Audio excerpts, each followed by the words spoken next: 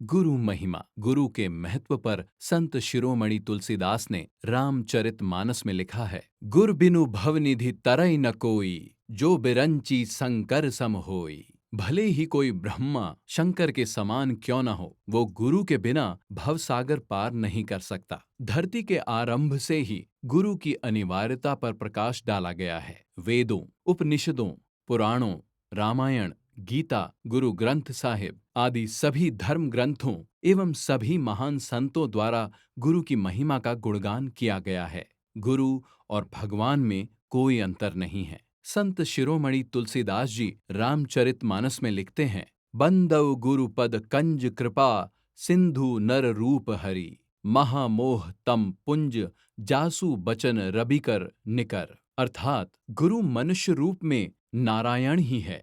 मैं उनके चरण कमलों की वंदना करता हूँ। जैसे सूर्य के निकलने पर अंधेरा नष्ट हो जाता है, वैसे ही उनके वचनों से मोहरूपी अंधकार का नाश हो जाता है। किसी भी प्रकार की विद्या हो अथवा ज्ञान हो, उसे किसी दक्ष गुरु से ही सीखना चाहिए। जप, तप, यज्ञ, दान आदि में भी गुरु का दिशा निर्देशन जरूरी है। गलत तरीके से किए गए सभी शुभ कर्म व्यर्थ सिद्ध हो जाते हैं, जिनका कोई उचित फल नहीं मिलता। स्वयं के अहंकार की दृष्टि से किए गए सभी उत्तम माने जाने वाले कर्म भी मनुष्य के पतन का कारण बन जाते हैं। भौतिकवाद में भी गुरु की आवश्यकता होती है। सबसे बड़ा तीर्थ तो गुरुदेव ही है, जिनकी कृपा से फल अनायास ही प्राप्त हो जाते हैं। गुरुदेव का निवास स्थान शिष्य के लिए तीर्थ स्थल है। उनका चरणामृत ही गंगा जल है। वो मोक्ष प्रदान करने वाला है। गुरु से इन सब का फल अनायास ही मिल जाता है। ऐसी गुरु की महिमा है।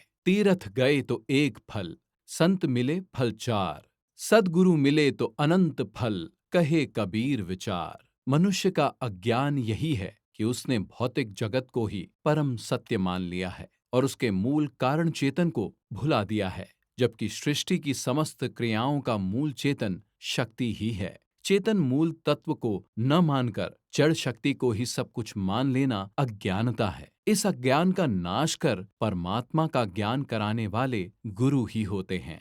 किसी गुरु से ज्ञान प्राप्त करने के लिए प्रथम आवश्यकता समर्पण की होती है। समर्पण भाव से ही गुरु का प्रसाद शिष्य को मिलता है। शिष्य को अपना सर्वस्व श्री गुरुदेव के चरणों में समर्पित कर देना चाहिए। इसी संदर्भ में ये उल्लेख किया गया है कि ये तन विष की बेलरी और गुरु अमृत की खान, शीश दिया जो गुरु मिले तो भी सस्ता जान। गुरु ज्ञान गुरु से भी अधिक महत्वपूर्ण है।